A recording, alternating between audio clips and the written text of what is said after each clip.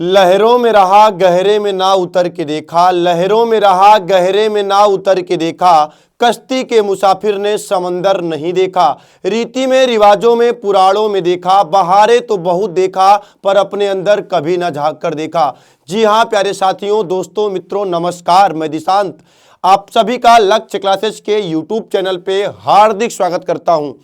मेरे प्यारे बच्चे, जैसा कि आप जानते हैं कि आज रविवार का दिन है और रात के 8 बज चुके हैं और आपके लिए एक बेहतरीन शानदार प्रश्नों की श्रृंखला आ चुकी है जिसमें आपको कराए जा रहे हैं top most important question, exam में छपने वाले प्रश्न, अर्थात उत्तर प्रदेश पुलिस, उत्तर प्रदेश दरोगा और ऑल गवर्नमेंट एग्जाम जहां पे हिंदी पूछी जाती है, वो सभी एग्जामों को कवर करने के लिए हम हर रविवार आपके लिए रात के 8 बजे लाइव हो रहे हैं और आपको करा रहे हैं बेहतरीन प्रश्नों की श्रृंखला।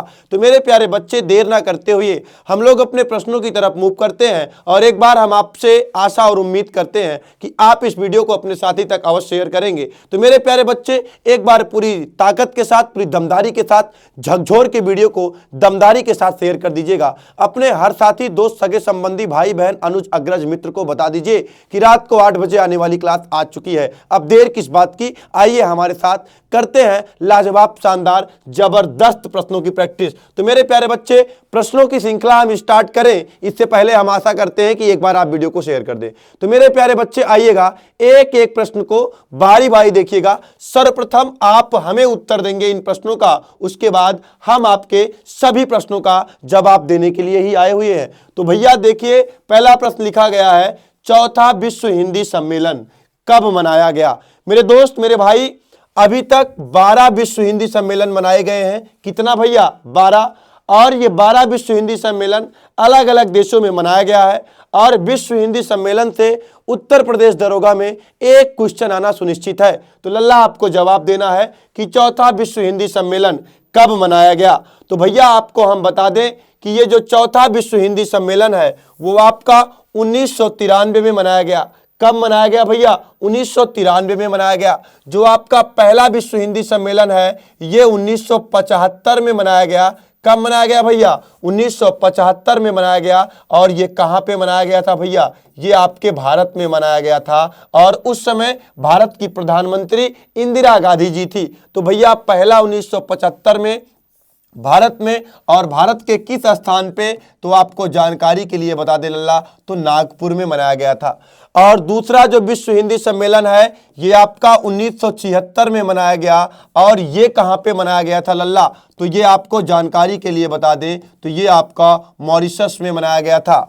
और तीसरा जो विश्व हिंदी सम्मेलन है वो आपका जो मनाया गया था भैया, ये आपका 1983 में मनाया गया था। ये दूसरा है भैया, ये कौन सा है? दूसरा है। और ये पहला है और ये तीसरा विश्व हिंदी सम्मेलन है, ये जो मनाया गया था भैया आपकी नई दिल्ली, अर्थात इसका मतलब कहां भैया?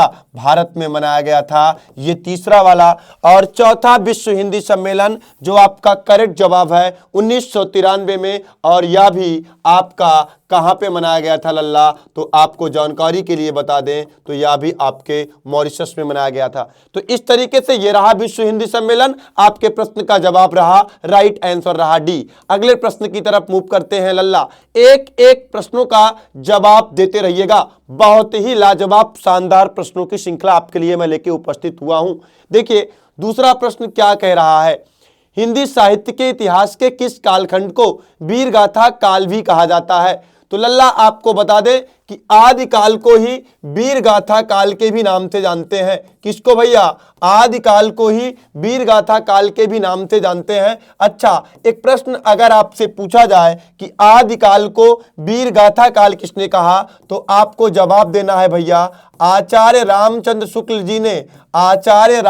शुक्ल जी ने ही आदिकाल को वीर गाथा काल के नाम से पुकारा है। तो मेरे प्यारे बच्चे, दूसरे नंबर पे भक्ति काल आया है, तीसरे नंबर पे रीति काल आया है और चौथे नंबर पे आधुनिक काल आया है। भक्ति काल को लल्ला पूर्व मध्य काल के भी नाम से जानते हैं। किस काल के नाम से लल्ला? पूर्व मध्य काल के भी नाम से जानते हैं। और रीति काल को लल्ला उत्तर मध्य काल के भी नाम से जानते हैं। किस नाम से भैया? उत्तर मध्यकाल के भी नाम से जानते हैं और आधुनिक काल को लल्ला गद्य काल के भी नाम से जानते हैं। ठीक है भैया, एक एक प्रश्न आपके लिए बेहद लाजवाब है। और आपको जानकारी के लिए बता दे लल्ला, तो हिंदी साहित्य के इतिहास को हम 4 कालखंडों में बांट के पढ़ते हैं। कितने कालखंडों में? 4। 1050 से लेके 1375 तक आपका आदिकाल चलता है और 1375 से लेके 1700 तक आपका भक्ति काल चलता है और 1700 से लेके लल्ला 1900 तक आपका चलता है रीति काल और 1900 से लेके अब तक आपका चलता है लल्ला क्या? आधुनिक काल। और आधुनिक काल का दूसरा नाम क्या है लल्ला? गद्य काल है। तो इसमें हिंदी साहित्य के इतिहास के किस काल को वीरगाथा काल भी कहा जाता है? तो आदिकाल को वीरगाथा काल भी कहा जाता है। किसने कहा है? आचार्य रामचंद्र शुक्ल जी ने कहा है। तो लल्ला चलिए अगले प्रश्न की तरफ मूव करते हैं भैया। देखिएगा तीसरा प्रश्न बहुत लाजवाब प्रश्न है, एग्जाम के दृष्टिकोण से बेहद महत्वपूर्ण प्रश्न है। इसका जवाब आप हमें कमेंट बॉक्स में दीजिए भैया। लिखा गया है, पृथ्वीराज रासो हिंदी साहित्य के किस काल में लिखा गया है? आदिकाल, भक्ति काल, रीति काल, आधुनिक काल। तो भैया पृथ्वीराज रासो हिंदी साहित्य के आदिकाल में लिखा गया है और इसको पृथ्वीराज रासो को किसने लिखा है भैया? चंद्रबरदाई जी ने लिखा है। किसने लिखा है? चंद्रबरदाई जी ने लिखा है। और यह पृथ्वीराज रासो हिंदी साहित्य के इतिहास का प्रथम महाकाव्य है। हिंदी साहित्य इतिहास का अगर आपसे पूछा जाएगा प्रथम महाकाव्य तो आप जवाब देंगे पृथ्वीराज रासो। और ये किसकी रचना है भैया? चंद्रबरदाई का। और इन्हें चंद्रबरदाई का प्रथम काव्यकार भी माना जाता है। इसे महाकाव्य, प्रथम महाकाव्य की संज्ञा दी गई है पृथ्वीराज रासो को। तो इनके रचना करने वाले चंद्रबरदाई जी हैं जिन्हें हिंदी साहित्य का प्रथम काव्यकार माना जाता है। तो लल्ला अगले प्रश्न की तरफ हम मूव करते हैं। तीसरे का जवाब आपका पहला सही है। अगला प्रश्न देखिएगा भैया, प्रश्न संख्या 4 क्या कह रहा है? बहुत लाजवाब, शानदार, जबरदस्त, सुपर हिट प्रश्न आपके लिए आया हुआ है। महावीर प्रसाद द्विवेदी ने आदिकाल को क्या संज्ञा दी है? चारण काल कहा है या आदिकाल कहा है या वीरगाथा काल कहा है या बीजवपन काल कहा है? तो लल्ला आपको जानकारी के लिए बता दें तो महावीर प्रसाद द्विवेदी जी ने आदिकाल को क्या संज्ञा दी है? महावीर प्रसाद द्विवेदी जी ने आदिकाल को बीजवपन काल के नाम से पुकारा है। तो लल्ला आप कहोगे वीर काल किसने कहा है? तो वीर काल लल्ला आचार्य विश्वनाथ जी ने कहा है। किसने कहा है भैया? आचार्य विश्वनाथ जी ने क्या कहा है भैया? इसे वीर काल के नाम से पुकारा है। और आदिकाल के नाम से किसने पुकारा है लल्ला? और चारण काल के नाम से किसने पुकारा है? इन दोनों ऑप्शन में एक का जवाब तो मैं दूंगा लल्ला, लेकिन आप इसका जवाब आप दोगे भैया। तो ठीक है, देखिए चारण काल किसने कहा है लल्ला? जॉर्ज ग्रियर्सन महोदय जी ने कहा है। किसने कहा है भैया? जॉर्ज ग्रियर्सन महोदय जी ने किसको? महावीर प्रसाद द्विवेदी ने आदिकाल को क्या संज्ञा दी? आदिकाल को बीजवपन काल महावीर प्रसाद द्विवेदी जी ने कहा, आदिकाल को वीर काल आचार्य विश्वनाथ जी ने कहा और आदिकाल को चारण काल जॉर्ज ग्रियर्सन महोदय जी ने कहा। इन्हीं की पुस्तक है the modern vernacular literature of Hindustan, जिसमें हिंदी साहित्य के विभिन्न कालखंडों का विभाजन एवं नामकरण हमें देखने को मिलता है। तो भैया आप बताइएगा कि आदिकाल को आदिकाल के नाम से किसने पुकारा है? बहुत ही आसान प्रश्न है, लेकिन इसका जवाब हम आपसे अपेक्षा करते हैं कि आप इसका जवाब अपने कमेंट बॉक्स में छाप देंगे। लल्ला छाप दीजिए, अपना उत्तर दीजिए भैया। चलिए अगले प्रश्न की तरफ हम मूव करते हैं भैया। अगला प्रश्न हमारा क्या कहता है? देखिए प्रश्न संख्या 5 कहता है भैया, हिंदी साहित्य को कितने कालखंडों में विभाजित किया गया है? तो मेरे दोस्त, मेरे भाई, हमने आपको स्टार्टिंग में ही बता दिया कि हिंदी साहित्य को 4 कालखंडों में विभाजित किया गया है। कितने कालखंडों में? 4। आपका जो पहला कालखंड आता है वो आता है आपका क्या? आदिकाल। दूसरा कालखंड जो आता है वो आपका आता है पूर्व मध्यकाल। और तीसरा कालखंड जो आपका आता है वो आपका आता है उत्तर मध्यकाल, और चौथा कालखंड जो आपका आता है ये आपका आता है लल्ला क्या, गद्यकाल। मेरे दोस्त मेरे भाई, आप जानते हो कि इस पूर्व मध्यकाल को भक्ति काल के भी नाम से जाना जाता है। किसके नाम से लल्ला? भक्ति काल के भी नाम से जाना जाता है। और इस उत्तर मध्यकाल को रीति काल के भी नाम से जाना जाता है, और इस गद्य काल को आधुनिक काल के भी नाम से जाना जाता है। तो लल्ला, एक एक प्रश्नों का आपको जवाब देना है। हिंदी साहित्य के कितने कालखंडों में विभक्त किया गया है? तो 4 कालखंडों में विभक्त किया गया है। और इसी समय एक बार आगे भी मैं आपको बता चुका हूं, लेकिन आपको बता दें 1050 से लेके 1375 तक आदिकाल, और 1375 से लेके 1700 तक आपका आता है भक्ति काल, और 1700 से लेके 1900 तक आपका आता है क्या, उत्तर मध्यकाल अर्थात रीति काल, और 1900 से लेके अब तक आपका जो आता है गद्य काल अर्थात आधुनिक काल आता है। चलो भैया अगले प्रश्न की तरफ मूव करते हैं। देखिएगा प्रश्न संख्या 6। भैया एक एक प्रश्नों का आप जवाब देते रहिए, प्रश्न बेहद खूबसूरत है। हिंदुस्तानी साहित्य का इतिहास लिखने वाले गारसा दतासी किसके विद्वान थे? अंग्रेजी, फ्रांसीसी, स्पेनिश, जर्मन? तो लल्ला आप बहुत बेहतरीन तरीके से जानते हो, फ्रेंच भाषा में लिखा हुआ था ना लल्ला। हाँ, फ्रांसीसी, B is the correct answer. अगले प्रश्न की तरफ मूव करते हैं। 7 देखिएगा भैया, जवाब दीजिए। रश्मि रथी इनमें से किसके जीवन पर केंद्रित कृति है? कृति है लल्ला, एक कृति नहीं होता भैया, कृति है, सही कर लीजिएगा। रश्मि रथी इनमें से किसके जीवन पर केंद्रित कृति है? कृति का मतलब रचना है। तो आपको बताना है रश्मि रथी राम के या कृष्ण के या कर्ण के या अर्जुन के?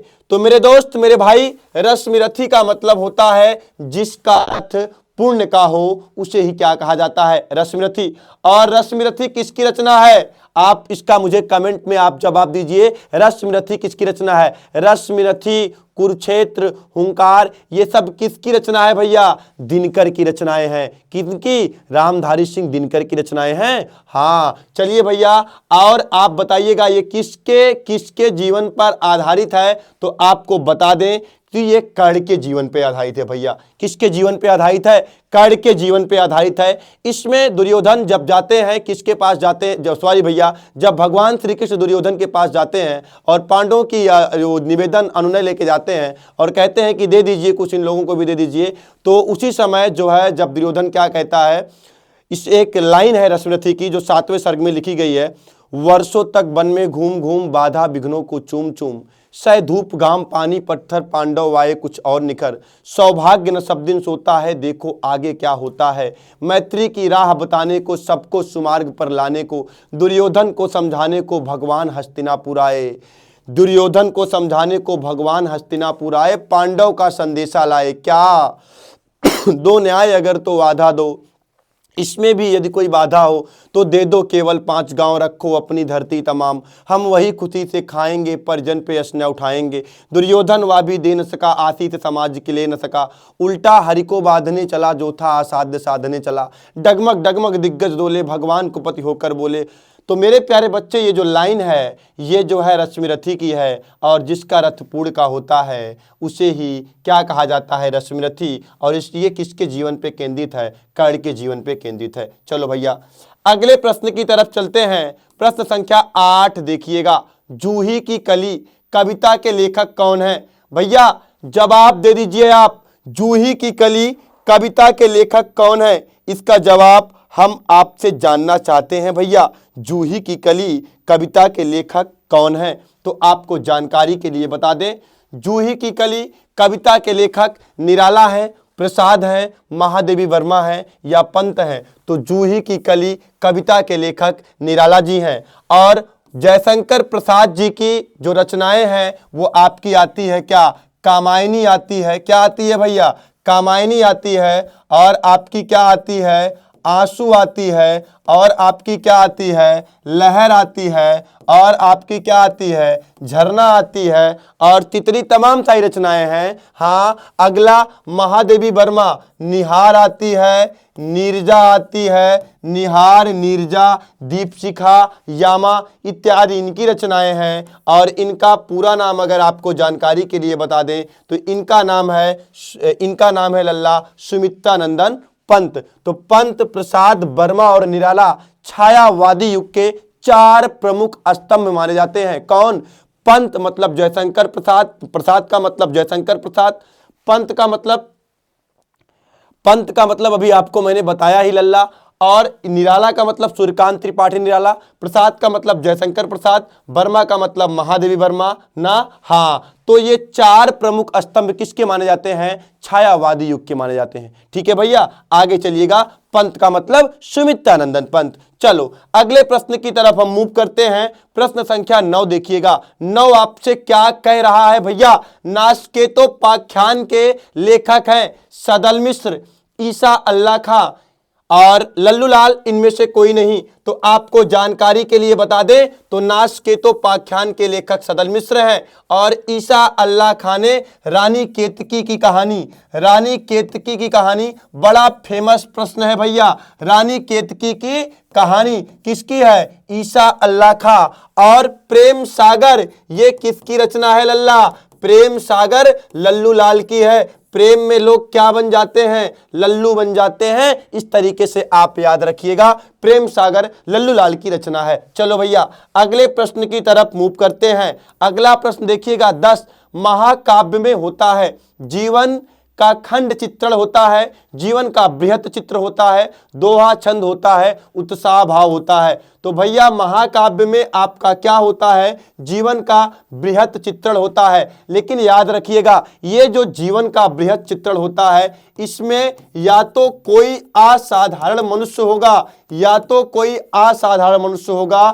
तो कोई देवता होगा। जैसे आप रामायण देखेंगे तो रामायण में भगवान राम के बारे में बताया गया है ना, और महाभारत में आपको किसके बारे में आपको मिलेगा? इसका जवाब आप कमेंट में बताइएगा लल्ला। चलो अगले प्रश्न की तरफ मूव करते हैं।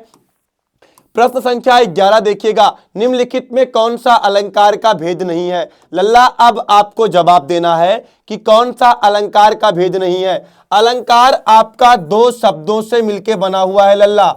अलम धन कार, कार का मतलब शोभा या करने वाला ना। अलम का मतलब शोभा, कार का मतलब करने वाला या बढ़ाने वाला। सॉरी बच्चा, अलम का मतलब शोभा और कार का मतलब करने वाला या बढ़ाने वाला ना। अलंकार की शोभा बढ़ाने वाले तत्वों को, काव्य की शोभा बढ़ाने वाले तत्वों को ही क्या कहा जाता है? अलंकार कहा जाता है। तो मेरे प्यारे बच्चे, आपसे प्रश्न पूछा जा रहा है प्रश्न संख्या 11 में, निम्नलिखित में कौन सा अलंकार का भेद नहीं है? शब्दालंकार, अर्थालंकार, उभयालंकार, छंदालंकार। तो आपको इस बात का ख्याल रखना है कि आपको पता है कि अलंकार के लल्ला कितने भेद होते हैं। आपको जानकारी के लिए बता दें तो अलंकार के भैया कितने भेद होते हैं?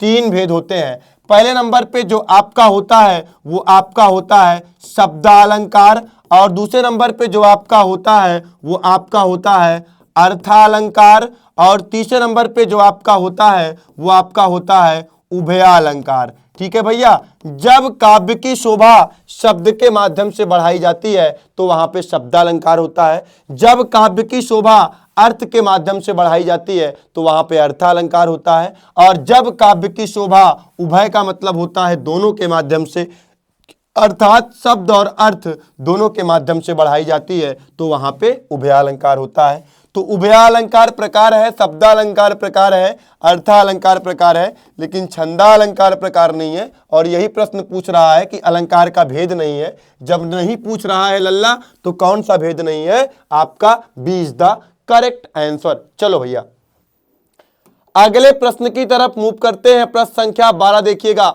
मुदित मनोहर मानस देखा पंक्ति में अलंकार है, यमक अलंकार है। यमक का मतलब होता है लल्ला क्या? जुड़वा। यमक का मतलब क्या होता है? जुड़वा। जब काव्य में या जब पंक्ति में जब एक ही तरह के दो शब्द आते हैं और उन दोनों शब्दों का अर्थ अलग अलग होता है तो वहां पे यमक अलंकार होता है। और उपमा का मतलब क्या होता है भैया? उपमा में हम आपको सिखाएंगे कि जहां पे उपमा अलंकार में कुछ वाचक शब्द आते हैं, सी सा से सो सम सरिस के जैसा के जैसी के समान जिम तुल्य नाई इत्यादि वाचक शब्द आते हैं तो वहां उपमा अलंकार होता है। तो यहाँ पे यमक भी नहीं हो रहा है इस लाइन में, उपमा भी नहीं हो रहा है, और रूपक का मतलब होता है रूप दे देना।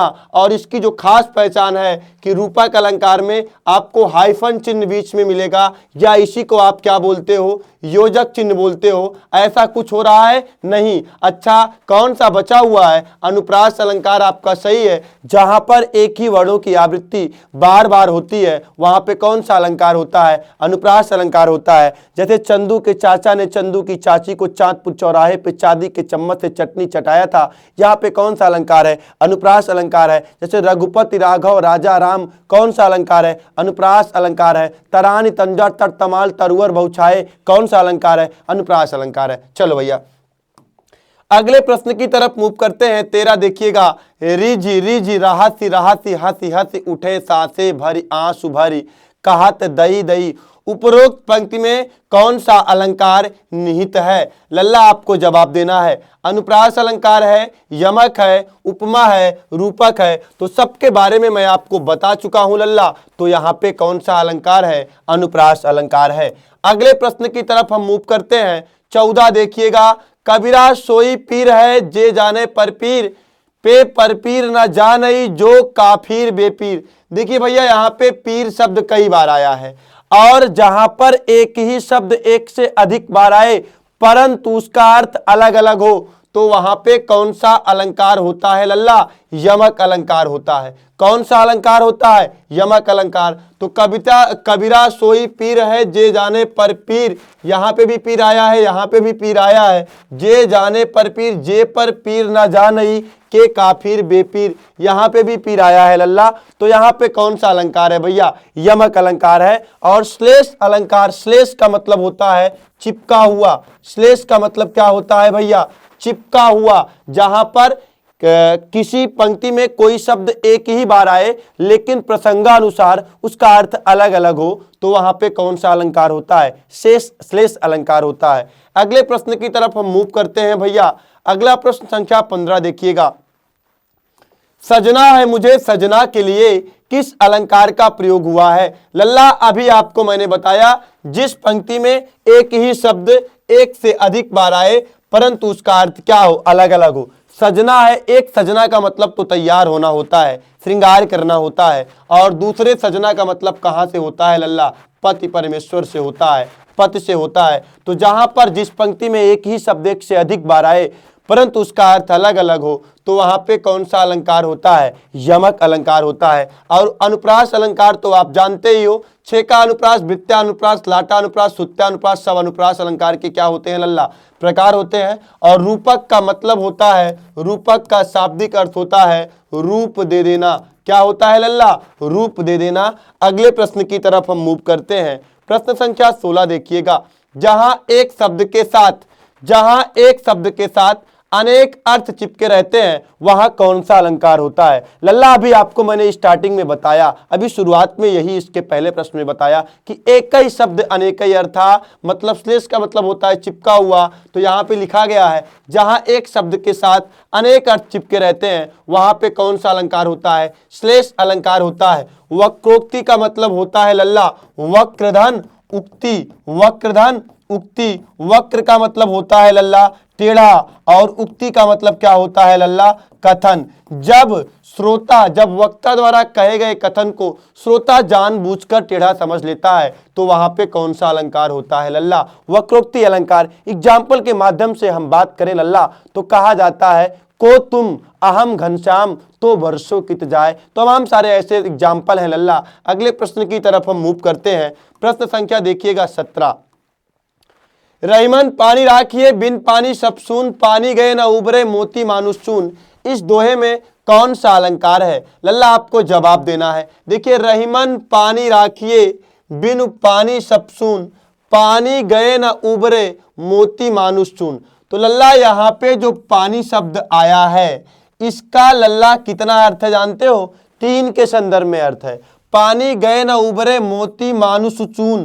तो लल्ला अगर जैसे कहा जाता है कि स्वाति नक्षत्र में जब बारिश होती है और शिव के मुख में जब पानी पड़ता है तो वह मोती बन जाती है, और इसी पानी का मतलब है अगर मनुष्य का पानी उतार लिया जाए, इस पानी का मतलब मनुष्य के लज्जा से लिया गया है, शर्म से लिया गया है ना। अगर मनुष्य का पानी उतार लिया जाए तो उसकी लज्जा खत्म हो जाती, मतलब लज्जा चली जाती है। और अगला चून से लिया गया है, अगर चून में पानी ना डाला जाए तो क्या चून जीवित रह सकता है? नहीं। तो यहाँ पे आपको अगर पूछा जाए कौन सा अलंकार है तो आप जवाब दोगे लल्ला श्लेष अलंकार है। अगले प्रश्न की तरफ चलते हैं। रावण सिर सरोज बंचारी चल रघुवीर शिली मुखधारी। शिली मुख में कौन सा अलंकार है? लल्ला आपको बताना है कि शिली मुख में, यहाँ पे शिली मुख में कौन सा अलंकार है। शिली मुख में आपको मैं जानकारी के लिए बता दूं लल्ला, तो श्लेष अलंकार है। कौन सा अलंकार है? श्लेष अलंकार है। शिली मुख का लल्ला 2 अर्थ होता है। एक अर्थ तो आपका भौरा होता है, लेकिन दूसरा अर्थ मैं नहीं बताने वाला हूं। दूसरा अर्थ आप मुझे कमेंट करके इसका जवाब दीजिए। अगर आपसे पूछा जाए कौन सा अलंकार है तो आपको मैंने बता दिया, यहाँ पे श्लेष अलंकार है न लल्ला। हाँ चलो अगले प्रश्न की तरफ मूव करते हैं। देखिएगा प्रश्न संख्या 19 देखिएगा।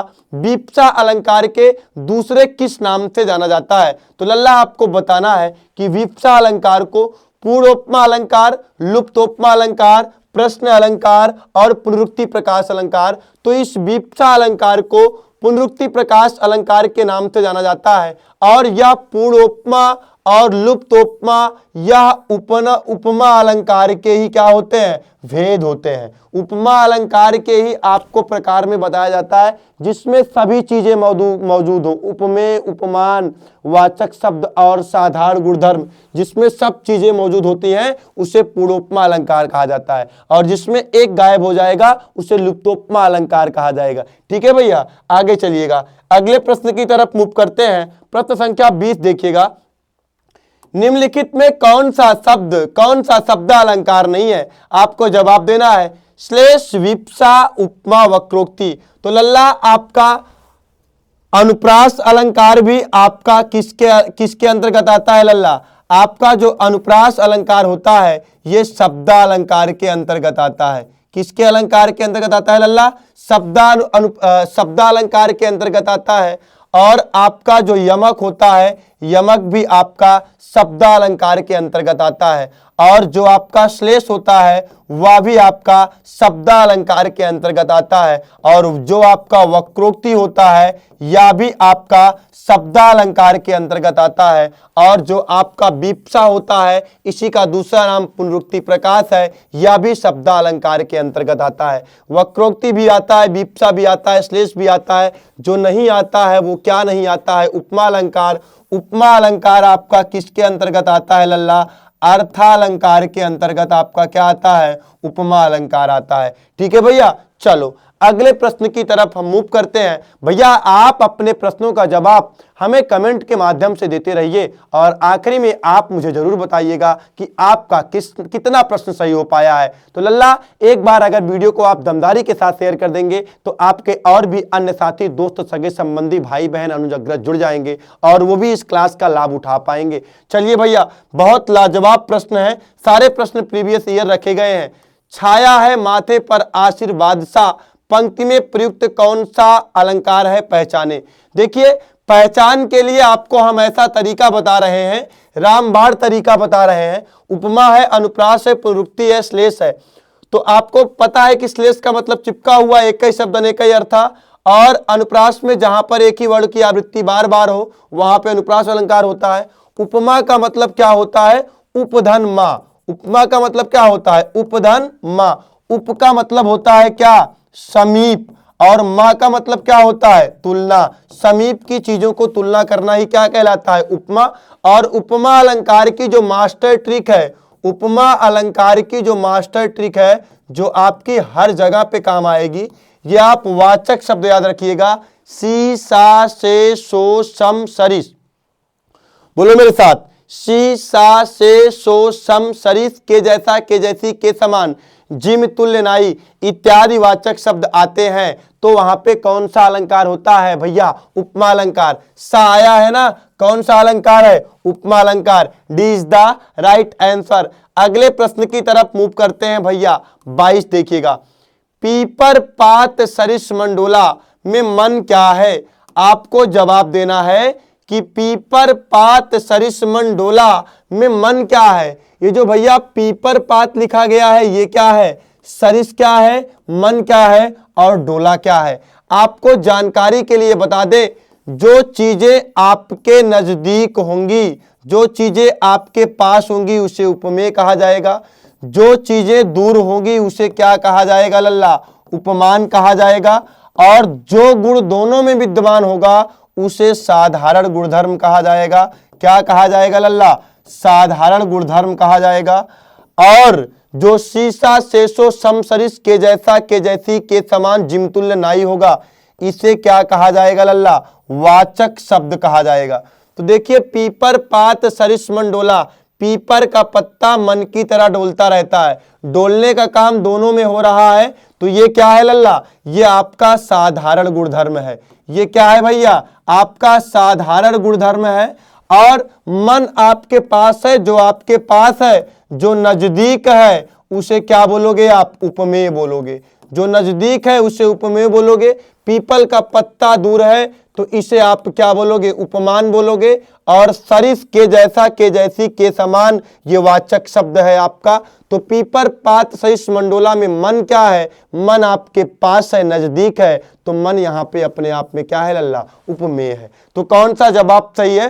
पहला ऑप्शन सही है। अगले प्रश्न की तरफ हम मूव करते हैं। देखिए भैया 23 देखिएगा। जलता है या जीवन पतंग में उपमेय है। आपको बताना है जलता है या जीवन पतंग में उपमेय है। जो चीजें दूर हैं वो क्या है भैया? उपमान है। और जो चीजें नजदीक हैं वो क्या है भैया? उपमेय है। तो देखिएगा भैया इसमें आपको उपमेय बताना है तो पतंग इसमें क्या है लल्ला? उपमेय है। B is the right answer. अगले प्रश्न की तरफ मूव करते हैं भैया। अगला प्रश्न देखिएगा 24 क्या कहता है? साहित्य में रस का अर्थ है। आपको जवाब देना है। साहित्य की मिठास, किसी रस का आनंद, किसी फल का स्वाद और साहित्य में मिलने वाली आनंदानुभूति। हाँ लल्ला, साहित्य में रस का अर्थ है साहित्य में मिलने वाली आनंदानुभूति को ही क्या कहा जाता है लल्ला? साहित्य में रस का अर्थ यही होता है, साहित्य में मिलने वाली आनंदानुभूति। ठीक है भैया, अगले प्रश्न की तरफ चलते हैं। अगला प्रश्न देखिएगा 25 क्या कह रहा है? भरत मुनि ने रस सूत्र का विवेचन अपने किस ग्रंथ में किया है? नाट्य शास्त्र में, नाट्य दर्पण में, हृदय दर्पण में, उपर्युक्त में से कोई नहीं। नाट्य शास्त्र में भरत मुनि ने अपने रस सूत्र का विवेचन नाट्य शास्त्र में किया है। इन्होंने रसों की संख्या क्या बताई है? 8। और जो आपके रस हैं वो रसों की संख्या 9 भी मानी जाती है। और जो आपका 9वां रस है, 9वां रस के रूप में आपका शांत रस आता है, जिसका अस्थाई भाव क्या है लल्ला? निर्वेद है। और 9वां रस को किसने जोड़ा था लल्ला? अभिनव गुप्त जी ने जोड़ा था। 9वां रस किसने जोड़ा था भैया? अभिनव गुप्त जी ने जोड़ा था। तो इसका कौन सा जवाब है? B is the correct answer. चलो भैया अगले प्रश्न का जवाब दीजिएगा भैया। प्रश्न संख्या 26। वाक्यम रसात्मकम काव्यम कहने वाले आचार्य हैं मम्मट, विश्वनाथ, भरत और राजशेखर। प्रश्न संख्या भैया 26 का आप जवाब दीजिए। बहुत लाजवाब प्रश्न है, इस प्रश्न का जवाब आप ही दीजिए तो ज्यादा अच्छा होगा। हम आपके जवाब का इंतजार कर रहे हैं। बताइए भैया किसने कहा है लल्ला? किसने कहा है? वाक्यम रसात्मकम काव्यम कहने वाले आचार्य हैं मम्मट, विश्वनाथ, भरत और राजशेखर। तो कौन है भैया? विश्वनाथ जी हैं। कौन है भैया? विश्वनाथ जी हैं। कौन सा जवाब आपका सही है? B is the correct answer ना। कौन सा जवाब सही है? दूसरा आपका जवाब सही है। चलिए अगले प्रश्न की तरफ मूव करिए। 27 देखिए। विभाव के कितने प्रकार होते हैं लल्ला? 2 प्रकार होते हैं या 4 प्रकार होते हैं या 5 प्रकार होते हैं या 8 प्रकार होते हैं? विभाव के लल्ला 2 प्रकार होते हैं। एक आपका होता है क्या? एक होता है आपका लल्ला आलंबन और दूसरा क्या होता है लल्ला? आपका उद्दीपन होता है। क्या होता है भैया? उद्दीपन। ठीक है भैया, कौन सा जवाब सही है? पहला जवाब आपका बेहद खूबसूरत, लाजवाब, शानदार, जबरदस्त है। अगले प्रश्न की तरफ चलिएगा भैया। रोमांच किस तरीके का अनुभव है? जवाब देना है। सात्विक है, कायिक है, आहार्य है, उपरयुक्त में से कोई नहीं। तो आपको जानकारी के लिए बता दें, रोमांच किस तरीके का अनुभव है, तो ये आपका सात्विक अनुभव है। प्रश्न संख्या 29 देखिएगा। 29 क्या कह रहा है? आचार्य देव ने किस भाव को 34वां संचारी भाव कहा है? छल, स्मृति, पुलक, रोमांच। तो रोमांच को 34वां संचारी भाव किसने कहा है लल्ला? तो ख्याल रखिएगा, याद रखिएगा, आचार्य देव ने किस भाव को 34वां संचारी भाव कहा है? D is the correct answer, रोमांच। वैसे संचारी भावों की संख्या कितनी है? 33। संचारी भाव, सारे संचारी भाव आपके शरीर के अंदर क्या होते हैं भैया? विद्यमान होते हैं। अगला देखिएगा, श्रृंगार रस के कितने भेद हैं? आपको पता है भैया, 0, 1, 2, 3। तो श्रृंगार रस के लल्ला 2 भेद होते हैं। एक संयोग श्रृंगार होता है और दूसरा क्या होता है लल्ला? वियोग श्रृंगार होता है। जब नायक और नायिका के मिलन की बात की जाती है तो वहां पे संयोग श्रृंगार होता है। जब नायक नायिका, पति पत्नी, प्रेमी और प्रेमिका के मिलन की बात की जाती है तो वहां पे संयोग श्रृंगार होता है। और जब नायक नायिका, पति पत्नी या प्रेमी प्रेमिका के बिछड़न की बात होती है तो वहां पे वियोग श्रृंगार होता है। जान गए लल्ला? हाँ, श्रृंगार रस के कितने भेद हैं? 2 भेद हैं। जैसे कहा जाता है कि राम को देखकर जनक नंदनी बाग में जा खड़ी की खड़ी रह गई। राम देखे सिया माँ, सिया राम को चारों मखिया लड़ी की लड़ी रह गई। तो आपसे पूछा जाएगा कौन सा रस है, तो आप बताओगे श्रृंगार रस का संयोग पक्ष है। अगर वियोग पक्ष की बात करें तो कहते हैं ना, हे खगमृग हे मधुकर श्रेणी, हे खगमृग हे मधुकर श्रेणी, तुम देखी सीता मृगनयनी। तो यहाँ पे कौन सा पक्ष है भैया? वियोग पक्ष है। चलो अगले प्रश्न की तरफ मूव करते हैं। 31 देखिएगा, श्रृंगार रस के प्रकार होते हैं। आपको जवाब देना है, श्रृंगार रस के 2 प्रकार होते हैं, श्रृंगार रस, संयोग रस, और लिखा गया है संयोग रस, विभाव रस, संयोग रस, वियोग रस और अनुभाव रस, वियोग रस। तो आप जानते हो संयोग और वियोग, B is the correct answer. अगले प्रश्न की तरफ हम मूव कर दें लल्ला। हाँ चलो चलते हैं। प्रश्न संख्या 32 देखिएगा। भैया बने रहिएगा हमारे साथ, साथ छोड़ के नहीं जाना है। साथ छोड़ के जाओगे तो फिर पछताओगे। एग्जाम में प्रश्न यही सब आएंगे तो आप कहोगे अरे यार शायद हम क्लास की प्रैक्टिस कर लिए होते तो हमारा ये वाला प्रश्न सही हो जाता। तो जाइए मत, बने रहिए। मात्र 70 प्रश्न हैं और 70 प्रश्नों की पूरी श्रृंखला को आप बेहतरीन तरीके से देख के जाइए लल्ला। देखो भैया, हास्य रस का अस्थाई भाव क्या है? हास्य रस का अस्थाई भाव क्या है? हास्य है। हास्य रस का अस्थाई भाव क्या है? हास्य है। और यहाँ पे लिखा गया है रति। ये श्रृंगार रस का अस्थाई भाव क्या है भैया?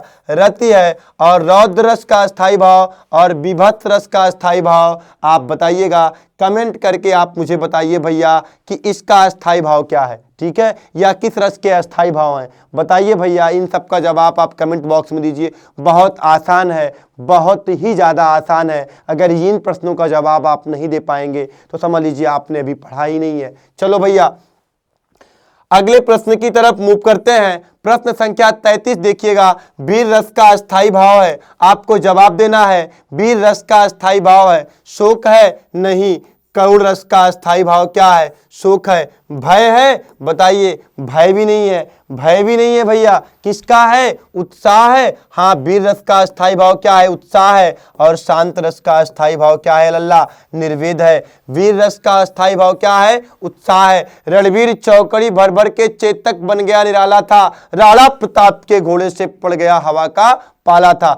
चढ़ चेतक तलवार उठा करता था भूतल पानी को, चढ़ चेतक तलवार उठा करता था भूतल पानी को, राणा प्रताप सर काट काट कर करता था सफल जवानी को। जी हाँ प्यारे साथियों, इन सब में कौन सा अलंकार है? उत्साह अलंकार है। चलिए सॉरी मेरे प्यारे बच्चे, कौन सा रस है? वीर रस है। और वीर रस का अस्थाई भाव क्या है? उत्साह है। ठीक है लल्ला? हाँ चलो अगले प्रश्न की तरफ चलते हैं। अगला प्रश्न देखिएगा। 34 क्या कह रहा है? निम्नांकित पंक्तियों में कौन सा रस है? देखो, सुनत लखन के वचन कठोरा, परसु सुधारि धरे कर घोरा, अब जन देव दोष मोहि लोग, कटुवादी बालक वध जोगु।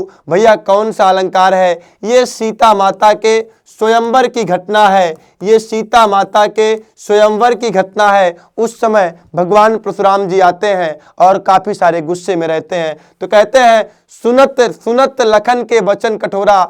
सुनत लखन, लक्ष्मण जी के कठोर वचनों को सुन के कहते हैं, सुनत लखन के वचन कठोरा, परसु सुधारि धरे कर घोरा, अब जान देव दुस मोहि लोगु, कटुवादी बालक वध जोगु।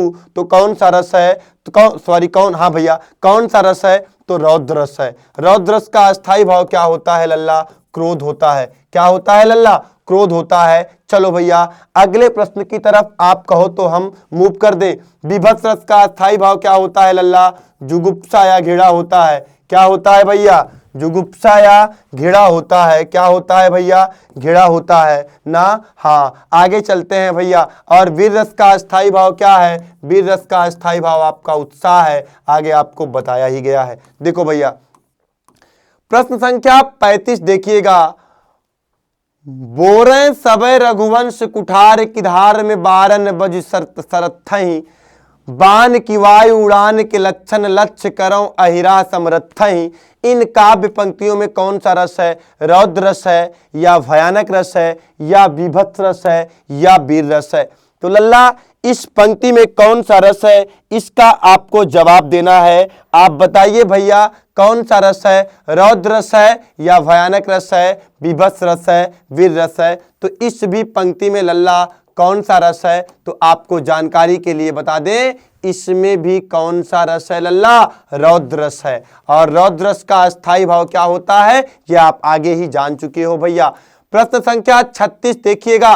विभत्स रस का अस्थाई भाव है, आपको जवाब देना है शोक है? नहीं। कौड़ रस का अस्थाई भाव शोक होता है। विस्मय आश्चर्य? नहीं। जुगुप्सा? हाँ। विभत्स रस का अस्थाई भाव क्या होता है? जुगुप्सा या घृणा होता है। जैसे जुगुप्सा और घृणा है क्या? जैसे आप रास्ते में जा रहे हैं और बरसात का सीजन है और आपके बाइक से दब के कोई मेढक पूरा एकदम चिथड़ा पिथड़ा सब अलग हो जाता है, जब आप उसको देखते हो तो आपके मन में घिन आ जाती है। वही क्या है? घृणा है। वही क्या है? जुगुप्सा है। वही क्या है? विभत्स रस है। वही क्या है? विभत्स रस है। जैसे आप जानते हो कि जब गर्मियों का सीजन आता है, जब कोई पशु मर जाता है तो उसको चील कौवा बाज नोच नोच के खाते हैं, और जब आप उसको अपनी आंखों के सामने देखते हैं तो आपके अंदर एक घृणा आती है। वही क्या है? जुगुप्सा है। वही क्या है भैया? जुगुप्सा है। वही क्या है? विभत्स रस है। चलो अगले प्रश्न की तरफ मूव करते हैं। अगला प्रश्न देखिएगा 37। दिखरावा मातई निज, अद्भुत आ गया है भैया। अद्भुत। अद्भुत का सीधा सीधा मतलब ही क्या है जानते हैं? अद्भुत रस। देख क्या लिखा गया है? दिखरावा मातई निज अद्भुत रूप अखंड, रोम रोम रोम रोम प्रति लगे कोटि कोटि ब्रह्मांड। इन पंक्तियों में कौन सा रस है? तो लल्ला आपको बता दे, जहां ब्रह्मांड आ जाए और जहां अद्भुत शब्द स्वयं आ जाए वहां पे कौन सा अलंकार होता है? अद्भुत अलंकार होता है। कौड़ रस का अस्थाई भाव क्या होता है भैया? शोक होता है। वीर रस का अस्थाई भाव क्या होता है लल्ला? उत्साह होता है। शांत रस का अस्थाई भाव क्या होता है भैया? निर्वेद होता है। वैराग्य की बातें जहां पे की जाती हैं वहां पे शांत रस होता है ना। हाँ, ये तन कागज का पुतला सुने हो ना? हाँ लल्ला। चलो अगला देखिए प्रश्न संख्या 38 देखिएगा। आचार्य भरत ने किस रस को नाट्य प्रयोग में स्वीकार नहीं किया? शांत रस, कौड़ रस, भयानक रस, अद्भुत रस। अद्भुत रस का अद्भुत रस, भयानक रस, कौड़ रस और शांत रस। हाँ, ए इज द राइट आंसर। इसी को नहीं, इसी को प्रयोग को स्वीकार नहीं किया। शांत रस को किसने जोड़ा था? अभिनव गुप्त जी ने जोड़ा था भैया। किसने जोड़ा था मेरे दोस्त, मेरे भाई? अभिनव गुप्त जी ने जोड़ा था। और इसका आपका अस्थाई भाव क्या होता है? शांत रस का अस्थाई भाव कई बार हमने आपको बताया निर्वेद होता है। चलो भैया अगले प्रश्न की तरफ मूव करते हैं। प्रश्न संख्या 39 देखिए। माधुर्य गुण में वर्जन जो लिखा गया है लल्ला, वहां पे व्यंजन होना चाहिए। हाँ वर्जन है, वर्जन है, व्यंजन नहीं भैया। माधुर्य गुण में वर्जन है। टा ठा डा ढा एवं समास युक्त रचना, चा छा जा झा एवं समास युक्त रचना, पा फा बाभा मा एवं समास युक्त रचना, यारा लावा एवं संधि युक्त रचना। तो आपको जानकारी के लिए बता दें, जो मादिर गुण है वो टा ठा डा ढा समास युक्त रचना है। इसलिए कौन सा जवाब आपका सही है भैया? ए इज द करेक्ट आंसर। अगले प्रश्न की तरफ मूव करते हैं। प्रश्न संख्या 40। काव्य शास्त्र के संदर्भ में नवरस से क्या अभिप्राय है? नवरस से अभिप्राय का मतलब यह है भैया कि नवरस से नवरस का अभिप्राय है। D is the right answer. अगले प्रश्न की तरफ मूव करते हैं। 41। सूची 1 को सूची 2 से सुमेलित कीजिए तथा नीचे दिए गए कूट की सहायता से सही उत्तर चुनिए। भैया श्रृंगार रस का अस्थाई भाव क्या है? रति है। वीर रस का अस्थाई भाव क्या है? उत्साह है। शांत रस का अस्थाई भाव निर्वेद है। अद्भुत रस का अस्थाई भाव विस्मय है। तो ए का 4 किसी में है भैया? ए का 4 आप देखिए सिर्फ एक का ऑप्शनों में ये है, इसलिए इसको तुरंत ही सही मार दो, कुछ खोजना ही नहीं है। आओ आगे भी देख लेते हैं। बी का 3 सही है। सी इज द करेक्ट आंसर। अगले प्रश्न की तरफ मूव करते हैं। 42 देखिएगा। एक ही वर्तनी शुद्ध है। जवाब देना है कौन सी वर्तनी आपकी शुद्ध है? आधिकारिक, आधिकारिक, अधिकार, अधिकारक, अधिकारिक। तो ये भी गलत है लल्ला, ये भी गलत है और B is the right answer, क्योंकि इसमें एक प्रत्यय लगने की वजह से छोटा आ बड़ा आ में बदल गया है। ठीक है भैया। हाँ, इसका अगर आपसे मूल शब्द पूछा जाएगा तो इसमें आपका मूल शब्द क्या है? अधिकार है, और इसमें एक प्रत्यय लगने की वजह से ये छोटा आ किस में बदल गया है? बड़ा आ में, इसलिए B is the correct answer. अगला प्रश्न देखिएगा 43। निम्नलिखित में से कौन से शब्द की वर्तनी शुद्ध है? देखो लिखा गया है वागर्थ और वागार्थ, वाकार्थ और वर्गथ, ये सब गलत है। कौन सा सही है लल्ला? ए इज द करेक्ट आंसर। अगर इसका संधि विच्छेद करोगे तो टूट जाएगा। किसमें? वाक धन अर्थ में टूट जाएगा। इसलिए अगर आपसे पूछा जाएगा कि इस शब्द में कौन सी संधि है तो आपको जवाब देना है लल्ला व्यंजन संधि है। चलो अगला प्रश्न देखिएगा भैया। प्रश्न संख्या 44। इनमें से गलत वर्तनी का शब्द है। आधीन लिखा गया है, ज्योत्सना लिखा गया है, अहर्निश दिन का पर्यायवाची होता है, अनुगृहित लिखा गया है। ये भी सही, ये भी सही, ये भी सही। गलत कौन है? ये वाला आपका गलत है। ये आधीन नहीं बल्कि क्या होता है? अधीन होता है। ऐसे लिखा जाता है भैया। अगला सवाल देखिएगा। अशुद्ध शब्द है। 45 का जवाब दीजिएगा। कृपालु लिखा गया है, आशु लिखा गया है, शिशु लिखा गया है, दयालु लिखा गया है। कृपालु भी सही है, शिशु भी लिखा है, दयालु भी सही है। अब ये आशु जो लिखा गया है इसको ऐसा नहीं बल्कि कैसा लिखा जाना चाहिए? ऐसा। ये सही है। ये अपने आप में तद्भव शब्द है भैया। ये अपने आप में कैसा शब्द है लल्ला? तद्भव शब्द है, और इसका जो तत्सम होता है वो क्या होता है लल्ला? अश्रु होता है। चलो अगले प्रश्न की तरफ चलते हैं। 46 देखिएगा। शुद्ध वर्तनी की पहचान कीजिए। कुमुदत्ती, कुमुदनी, कुमुदनी, भैया 4 जगह लिखा गया है। इसमें देखिए ध्यान दीजिए, कुमुदनी जो होता है वो सही होता है कि कौन सा सही है? देखिए कुमुदत्ती लिखा गया है, कुमुदुनी लिखा गया है, ये तो गलत है भाई, और कुमुदुनी लिखा है ये गलत है। तो कौन सा सही है? सी इज द करेक्ट आंसर। अगले प्रश्न की तरफ मूव करते हैं भैया। बने रहिए हमारे साथ। प्रश्न संख्या 47 का जवाब दीजिए। आप कमेंट में छाप दीजिए अपने प्रश्नों को, अपने उत्तर को, अपने जवाब को, और वीडियो को भैया दमदारी के साथ शेयर करते रहिए। आप लास्ट तक बने रहिए। जो सोता है वो खोता है और जो जगता है वो पाता है। आप जग के क्लास देख रहे हो, आप तैयारी कर रहे हो तो आपको इसका लाभ मिलेगा। जो सो रहे हैं वो खो रहे हैं, सोने दीजिए, उनके अंक कट रहे हैं। परीक्षा में जाएंगे तो दिमाग भौचक्करिया आ जाएगा, कहेंगे ये सब कहाँ से प्रश्न आया है, इसको तो हमने पढ़ा ही नहीं है। आप प्रैक्टिस कर रहे हैं तो आपका दिमाग भौचक्करियाने वाला नहीं है। हाँ, शुद्ध वर्तनी चुनिए भैया। शमशान, शमशान, शमशान, शमशान 4 जगह लिखा गया है। जानकारी के लिए बता दें, सी इज द करेक्ट आंसर। बाकी सभी क्या है लल्ला? गलत है। ये भी गलत है, ये भी गलत है और ये भी गलत है। अगला प्रश्न देखिएगा 48। निम्नलिखित में से किस शब्द की वर्तनी अशुद्ध है? आपको जवाब देना है याज्ञवल्क्य, सादृश्य, हस्तक्षेप, गृहिणी। ये भी सही है और ये भी सही है, ये भी सही है, और जो गलत है आपका वो ये वाला गलत है। आपका ये होता क्या है लल्ला? याज्ञवल्क्य होता है। यहाँ पर आपका क्या दिक्कत है? यहाँ पे समझिए बात को लल्ला, यहाँ पे पूरा या होगा, क्या होगा, वाह होगा, आधा ला आधा का और पूरा या होगा। ये वर्तनी क्या है भैया? शुद्ध है। ये ऐसे शुद्ध लिखा जाता है और ये आपको अशुद्ध बताना था, तो ए इज द राइट आंसर। प्रश्न संख्या 49 देखिएगा क्या कह रहा है।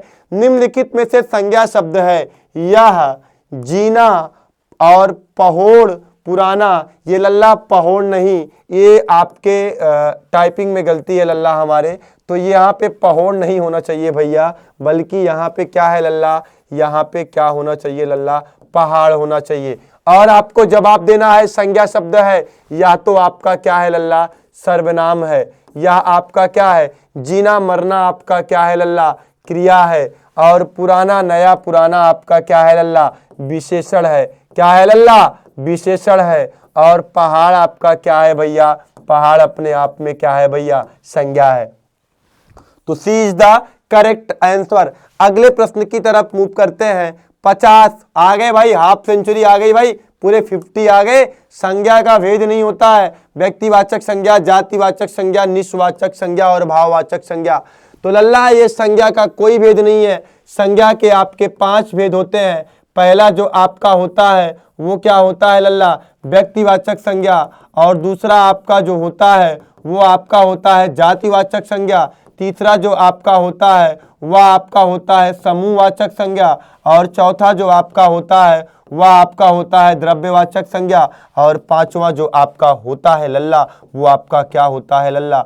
भाववाचक संज्ञा। ये संज्ञा के भेद होते हैं, निष्वाचक नहीं। अगर यहाँ पे निजवाचक होता, यहाँ पे क्या होता? निजवाचक होता, तब कुछ समय के लिए हम सर्वनाम में दिमाग लगा लेते, लेकिन ये तो किसी का भेद ही नहीं होता है। चलो भैया अगले प्रकार की तरफ चलते हैं। अगले प्रश्न की तरफ चलते हैं। समुद्रगुप्त भारत का नेपोलियन था। यहाँ नेपोलियन किस प्रकार की संज्ञा का उदाहरण है? व्यक्तिवाचक, जातिवाचक, भाववाचक, समूहवाचक। तो आपको जानकारी के लिए बता दें लल्ला, नेपोलियन यहाँ पे जातिवाचक संज्ञा का उदाहरण है। किसका? जातिवाचक का। 52 देखिएगा, सुश्री हिमा दास दौड़ में प्रथम स्थान पर आई। वाक्य में भाववाचक संज्ञा है। भैया आपको बता दें, दौड़ना से आपका ही दौड़ बना हुआ है, दौड़ आपका ही भाववाचक संज्ञा है, क्योंकि यह दिखाई नहीं देता है। इसलिए कौन सा जवाब सही है आपका? पहला, ए इज द करेक्ट आंसर। 53 देखिएगा भैया क्या कह रहा है। निम्न में से कौन सी भाववाचक संज्ञा है? आपको जवाब देना है दिल्ली लड़का मोहन बीमारी। दिल्ली अपने आप में एक स्थान का नाम है। स्थान का नाम अपने आप में व्यक्तिवाचक संज्ञा होता है। लड़का अपने पूरे लड़का जाति का बोध करा रहा है, ये जातिवाचक संज्ञा है। मोहन किसी व्यक्ति का नाम है, ये भी व्यक्तिवाचक संज्ञा है। बीमारी आपकी आंखों से दिखाई नहीं देती है। वे तमाम सारी चीजें जिनका हमारे मानस पटल पे कोई आकृति या चिन्ह नहीं बनता है, वो भाववाचक संज्ञा होती है। तो इसलिए D is the correct answer. अगले प्रश्न की तरफ मूव करते हैं। 54 का जवाब दीजिएगा भैया। हमें अपशब्द नहीं बोलना चाहिए, हमें अपशब्द नहीं बोलना चाहिए। व्याकरण की दृष्टि से रेखांकित शब्द क्या है? अपशब्द पे लल्ला रेखांकन करना चाहिए था, रेखांकन है नहीं, लेकिन मैंने कर दिया है लल्ला। अब आप जवाब दे दो। व्याकरण की दृष्टि से रेखांकित शब्द क्या है? विशेषण है, संज्ञा है, उपसर्ग है, अव्यय है। तो लल्ला अव्यय आपका है नहीं, उपसर्ग आपका है नहीं, और विशेषण भी आपका है नहीं है लल्ला। है क्या लल्ला? संज्ञा है। B is the correct answer. अगले प्रश्न की तरफ मूव करते हैं। 55 क्या कह रहा है भैया? देखो कुछ देर और बने रहो साथी, बस मात्र कितने प्रश्न है? 15 और बचे हुए हैं बस। निम्न में से पुल्लिंग शब्द कौन सा है? अवस्था, नगर, सेना, शिक्षा। देखिए भैया नगर आपका पुल्लिंग शब्द है। B is the correct answer. देखिए कहते नहीं आपकी अवस्था हो गई है भाई साहब, आपकी अवस्था हो गई है, मतलब अवस्था आपका स्त्रीलिंग शब्द है। सेना, सेना आ रही है, सेना आ रही है, सेना आपका स्त्रीलिंग शब्द है। शिक्षा दी जाती है, शिक्षा भी आपका स्त्रीलिंग शब्द है। तो B is the correct answer. अगले प्रश्न की तरफ मूव करते हैं भैया। प्रश्न संख्या देखिएगा 56। बहुत सारे लोग बच्चे क्या करते हैं, वीडियो को देखने के लिए आते हैं, क्लास में लाइव तो आते हैं, लेकिन बीच बीच में क्लास को छोड़ के चले जाते हैं। तो उनके लिए हम कहना चाहेंगे कि रात टूटे हुए तारों का सबब पूछती है, रात टूटे हुए तारों का सबब पूछती है, रात भर कैसे गुजरी है अब पूछती है, तू जाने पर तुला है तो जा, जान भी जिस्म से जाती है तो कब पूछती है। उनके लिए ये शायरी है भैया कि जो आते हैं और बीच बीच में लाइव आके चले जाते हैं, तो उनके लिए मैंने कहा है कि रात टूटे हुए तारों का सबब पूछती है, सुबह तक कैसे गुजरी है अब पूछती है, तू जाने पर तुला है तो जा, जान भी जिस्म से जाती है तो कब पूछती है। तो जिसको जाना है भाई वो जाएगा, जाने वाले को कौन रोक पाया है, लेकिन जो लोग रुके हुए हैं अंत तक वो कुछ ना कुछ लेके जाएंगे, वो शिक्षा ग्रहण करके जाएंगे, शिक्षा ग्रहण करके जाएंगे। लल्ला आइए अगले प्रश्न की तरफ चलते हैं। सप्ताह में 7 दिन होते हैं, प्रस्तुत वाक्य में दिन शब्द डाट डाट है, पुल्लिंग है, स्त्रीलिंग है, उभयलिंग है, कुछ भी नहीं है। तो हिंदी में लल्ला 2 लिंग होते हैं। कितने लिंग होते हैं? 2 लिंग होते हैं। एक तो आपका क्या होता है भैया, पुल्लिंग होता है, और दूसरा आपका क्या होता है लल्ला, स्त्रीलिंग का होता है। वो सभी व्यक्ति वस्तु जो आपका पुल्लिंग का बोध कराता है, जो आपके पुरुष जाति का बोध कराता है वो पुल्लिंग है, जो स्त्री जाति का बोध कराता है वो स्त्रीलिंग है। देखिए आपको जानकारी के लिए बता दे, दिन और महीनों के नाम, दिनों और महीनों के नाम अपने आप में क्या होते हैं लल्ला, पुल्लिंग होते हैं। दिनों और महीनों के नाम क्या होते हैं, पुल्लिंग, इसलिए पहला जवाब सही है। अगले प्रश्न की तरफ चलते हैं। 57 दिए गए विकल्पों में से कौन सा पुल्लिंग है, आपको यहाँ पे जवाब देना है। विदुषी, छात्रा, पड़ोसी, शिष्या। विद्वान का विलोम विदुषी होता है, यह आपका स्त्रीलिंग है। छात्र का विलोम छात्रा होता है, ये भी आपका स्त्रीलिंग है। शिष्य का विलोम शिष्या होता है, ये भी आपका स्त्रीलिंग है। तो बचा कौन है यार, सी बचा है, मारो फटाक से answer, C is the correct answer, पड़ोसी ना। हाँ चलो अगले प्रश्न की तरफ चलते हैं। 58 देखिएगा, निम्नलिखित में कौन सा शब्द पुल्लिंग है, दया, माया, भाषा, आभार ना। दया, माया, भाषा, भाषा और लिपि के नाम क्या होते हैं, स्त्रीलिंग होते हैं, ठीक है। और आपको पुल्लिंग बताना है तो D is the correct answer. आभार कहते नहीं, आपका बहुत बहुत आभार ना। हाँ और एक बात आपको बता दें, एक आभार होता है और एक आभार होता है, ये आपके शब्द युग में पूछा जाता है। कहाँ, इस आभार का मतलब होता है एहसास, बहुत सारे लोग कहते हैं एहसान भी होता है, तो एहसान भी मान लेते हैं, लेकिन इस आभार का मतलब क्या होता है लल्ला, इस आभार का मतलब होता है क्या, एहसास। और इस आभार का मतलब होता है बिना भार के ना, या भार रहित। माने नहीं भार मतलब भार, बिना भार के या भार रहित। चलो अगले प्रश्न की तरफ मूव करते हैं। देखिएगा 59 निम्नलिखित में कौन सा शब्द पुल्लिंग है, वचन, हानि, प्यास, बचत ना। तो आपको जानकारी के लिए बता दे, वचन आपका कैसा शब्द है लल्ला, पुल्लिंग शब्द है, ठीक है। हाँ आप वाक्य का प्रयोग करोगे तो पुल्लिंग और स्त्रीलिंग आपका तुरंत फटाक से आपको जवाब मिल जाएगा। 60 देखिएगा, निम्नलिखित में कौन सा शब्द बिल्ली शब्द का पुल्लिंग है, आपको बताना है लल्ला, बिल्ली शब्द का पुल्लिंग है। हाँ बिल्ला, बिलाओ, बिला, बिलौटा।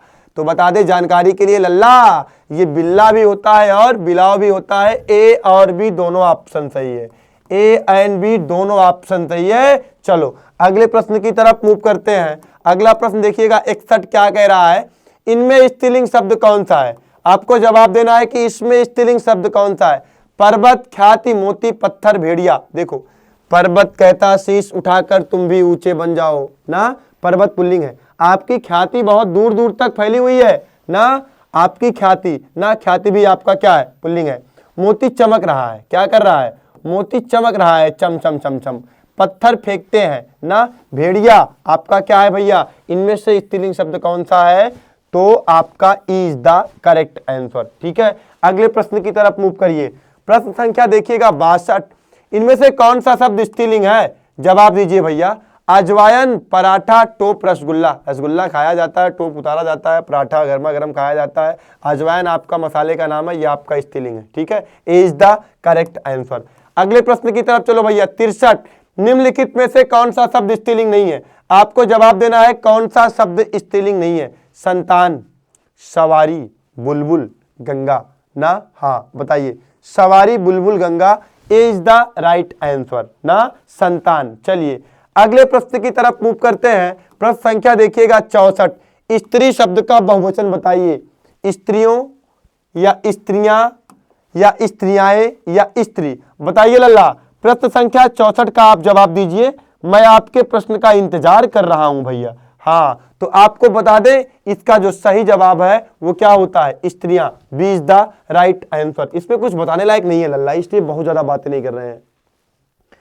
ब्राह्मण शब्द का स्त्रीलिंग बताइए, ब्राह्मण शब्द का स्त्रीलिंग क्या होगा बताइए भैया। ब्रह्मी, ब्राह्मी, ब्राह्मणी और ब्राह्मिणी। तो आपको जानकारी के लिए बता दें सी इज द करेक्ट आंसर, ब्राह्मणी होता है। ठीक है लल्ला। हाँ, अगले प्रश्न की तरफ चलो। 66 देखो, निम्न में से कौन सा शब्द स्त्रीलिंग है?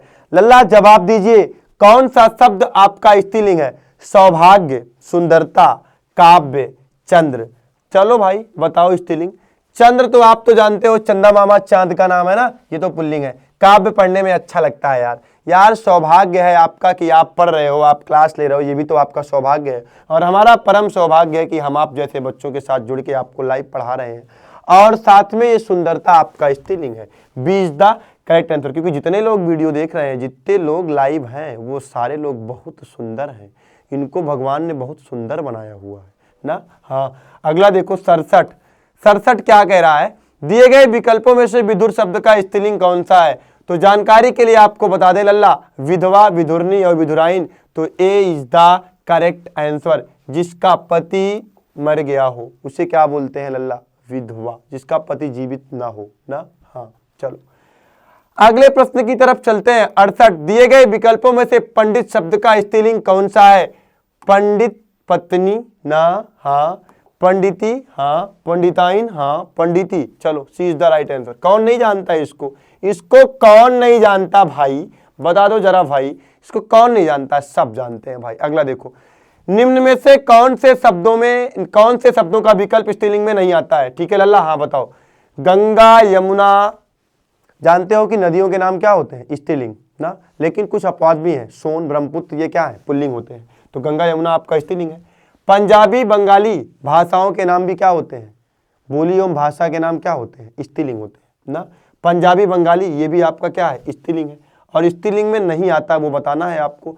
आंख और नाक, आंख अच्छी लगती है, आपकी आंखें अच्छी लगती है, जिन आंखों से आप देख रहे हैं ना, आपकी आंखें अच्छी लगती हैं। और नाक, नाक को क्या बताएं, नाक तो बहती है, ये भी स्त्रीलिंग है समझ लो। तो ये दोनों स्त्रीलिंग है। सप्ताह और महीना, सप्ताह में आप जानते हो दिनों के नाम पुल्लिंग, महीनों के नाम क्या होते हैं? पुल्लिंग। इसलिए D is the correct answer. चलो अगला प्रश्न देखो 70। कवि शब्द का स्त्रीलिंग रूप होगा? ई भैया एक दो बार नहीं, 20 बार पूछा गया है। कितनी बार भाई? कितनी बार भाई? 20 बार पूछा गया है ये प्रश्न ना। इतनी बार पूछा गया है कि आपको हम क्या बताएं। कवि शब्द का स्त्रीलिंग रूप होगा कवित्री, क्योंकि ये वर्तनी शुद्धि के दृष्टिकोण से भी महत्वपूर्ण है ना, इसलिए पूछा जाता है। कवित्री ये होता नहीं, कवि होता नहीं, कवियत्री होता नहीं, कवित्री होता है। सी इज द करेक्ट आंसर। तो मेरे प्यारे बच्चे अगला प्रश्न का आप जवाब दीजिएगा। निम्नलिखित में कौन सा शब्द स्त्रीलिंग है? चना, अरहर, बाजरा, उड़द। चना पुल्लिंग है, बाजरा पुल्लिंग है, उड़द पुल्लिंग है। अरहर अपने आप में स्त्रीलिंग है, जबकि अरहर अपने आप में क्या है लल्ला? अपवाद है। अरहर, ज्वार, मकई स्त्रीलिंग होता है, अपवाद है।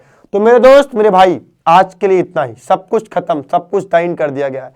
क्लास आपको कैसी लगी है? अगर आपको क्लास बेहतर लगी है तो कमेंट करके अवश्य बताइएगा। और अगली क्लास में आप और क्या चाहते हैं, कैसे प्रश्न चाहते हैं, जो रविवार को रात को 8 बजे मैं लेके आऊंगा, उसमें आप अपना सुझाव मुझे अवश्य दीजिएगा। आज के लिए इतना ही। Thank you.